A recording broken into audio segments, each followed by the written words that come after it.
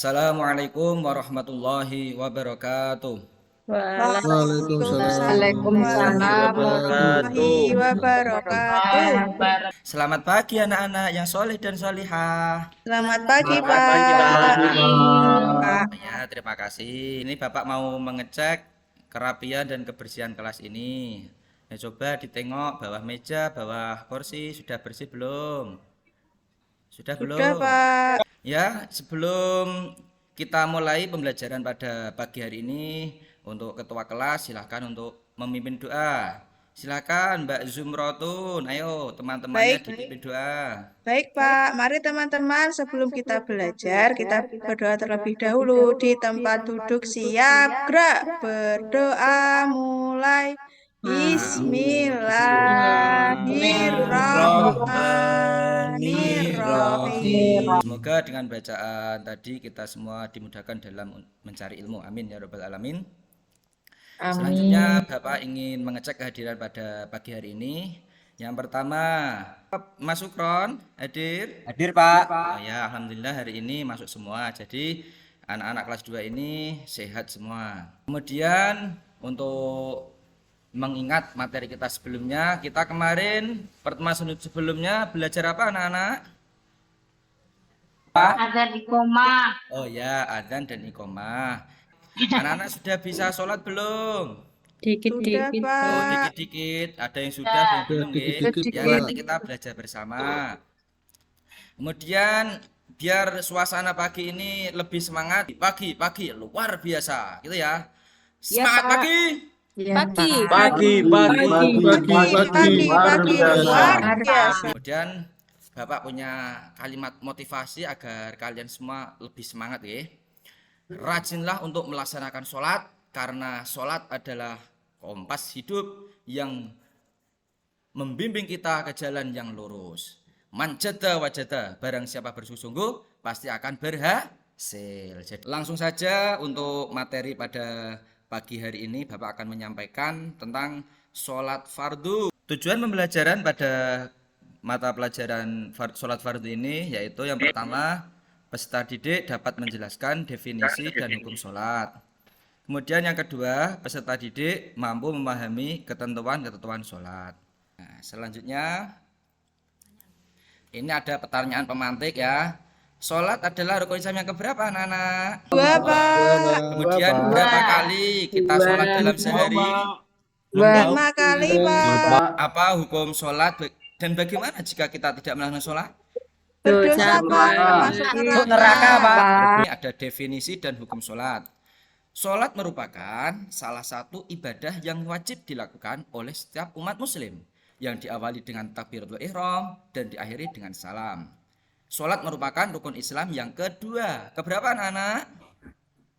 Kedua. Kedua, bagus. Hukum melaksanakan sholat adalah fardu ain atau wajib bagi setiap umat Islam yang sudah mukallaf, sudah balik dan berakal sehat. Jadi sholat itu hukumnya fardu ain, tidak dapat diwakilkan. Paham ya anak-anak? Paham. Selanjutnya Allah berfirman dalam surat Al-Ankabut ayat 45 yang berbunyi Bismillahirrahmanirrahim wa aqimis sholata inna sholata tanha 'anil fasya'i wal munkar. Kerjakanlah sholat, sesungguhnya sholat itu mencegah perbuatan yang keji dan mungkar. Jadi dengan kita melaksanakan sholat itu akan mencegah perbuatan yang keji dan mungkar. Kita akan dijauhkan dari perbuatan yang jelek. Seperti itu. Pak praktekkan dulu, Bapak punya lagu sholat fardu dengan nadanya Aku Pergi ke Mekah. Nah, dengarkan dulu kita bersama-sama, Ayo kita semua selalu ingat sholat duhur 4 rakaat. Coba Mbak Laras nyanyikan lagunya, ayo. Ini, Pak. Oke, ayo coba. 1, 2, 3. Yo. Kita semua selalu ingat sholat zuhur 4 rakaat, asyar 4 rakaat. Tepuk tangan buat Mbak Laras. Oke ya, itu lagu itu dibuat agar anak-anak dapat mudah memahami. jumlah rakaat sholat fardu. Terima kasih. Selanjutnya syarat wajib sholat. Syarat wajib sholat adalah syarat atau hal-hal yang menjadikan seseorang diwajibkan mengerjakan sholat. Syarat wajib sholat yang pertama adalah orang yang beragama Islam. Jadi orang yang non muslim tidak wajib melaksanakan sholat. Nah, kemudian yang kedua baligh atau dewasa. Yang ketiga berakal sehat. Dan yang terakhir adalah suci dari haid dan nifas bagi wanita. Kemudian syarat sah sholat. Coba Mas Sukron untuk syarat sah sholat apa? Ayo dibacakan. Ya Pak. Syarat sah sholat. Syarat sah sholat adalah sesuatu yang harus dipenuhi sebelum melaksanakan sholat, sehingga sholat menjadi sah. Ya Pak. Oh ya, terima kasih Mas Sukron. Jadi syarat sah sholat adalah sesuatu yang harus dipenuhi sebelum melaksanakan sholat, sehingga sholat itu menjadi sah. Kalau tidak dipenuhi, gimana? Sah apa tidak, anak-anak? Tidak sah. Syarat sah sholat yang ketiga menutup aurat laki-laki batasnya adalah dari pusar sampai lutut. Aurat perempuan yaitu seluruh badan kecuali muka dan telapak tangan. Yang keempat mengetahui masuknya waktu sholat. Yang kelima menghadap kiblat. Kita sholatnya harus menghadap kiblat. Dan yang terakhir anak-anak harus mengetahui syarat dan rukun sholat. Supaya apa? Supaya sholat kita sesuai dengan syariat yang sudah ditetapkan oleh agama Islam. Coba selanjutnya ini ada hal-hal yang membatalkan sholat. Hai anak-anak, halo. Halo, Pak. Hai, Pak. Semangat pagi. Pagi. Luar biasa. Siapa kalau sholat sering mengganggu temannya? Ayo. Anas, Pak. Anas. Oh ya, nggak boleh Mas Anas. Yang selanjutnya bergerak lebih dari 3 gerakan. Misalnya Mas Huda sama Mas Anas sholat jongkrok-jongkrokan. Nah, jotos-jotosan itu batal, nggak boleh.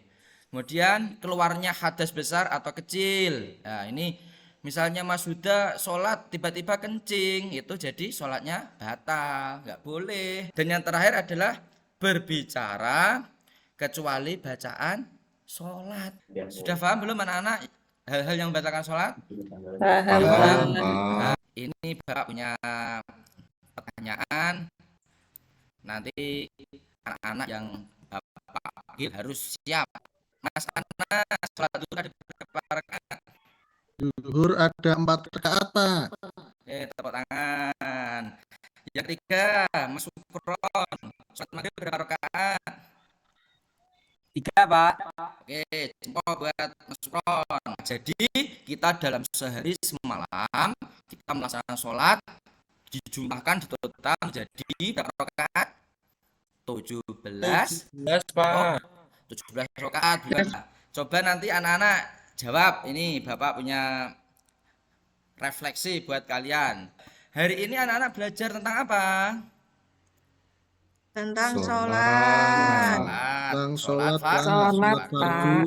Kemudian Sholat bagaimana perasaan kalian setelah kita belajar materi sholat? Senang. Dan yang terakhir, hal yang perlu dilakukan untuk menjadi yang lebih baik setelah kita belajar sholat apa? Terus sholat 5 waktu, Pak. Ya, harus rajin Sholat, melaksanakan sholat 5 waktu. Kemudian kesimpulan dari materi hari ini yaitu sholat adalah ibadah yang wajib dilaksanakan bagi umat Islam. Dengan melaksanakan sholat kita akan mendapat pahala dan akan masuk surga. Kemudian selanjutnya materi minggu depan yaitu kita akan belajar tentang bacaan dan gerakan sholat. Mari teman-teman kita berdoa sesudah belajar. Bismillahirrahmanirrahim. Ya Rabbal Alamin. Ya, demikian anak-anak penjelasan materi tentang sholat dari Pak Khairi. Semoga apa yang kalian pelajari pada kesempatan pagi hari ini menjadi ilmu yang bermanfaat dunia Amin. sampai akhirat nanti. Dan pastinya tidak hanya kalian memahami saja, tapi harus mengamalkan dalam kehidupan sehari-hari. Mungkin hanya itu saja yang dapat Bapak sampaikan. Mohon maaf kalau ada banyak kesalahan. Akhir kalam, wallahul muwaffiq ila aqwamit thoriq. Wassalamualaikum warahmatullahi wabarakatuh.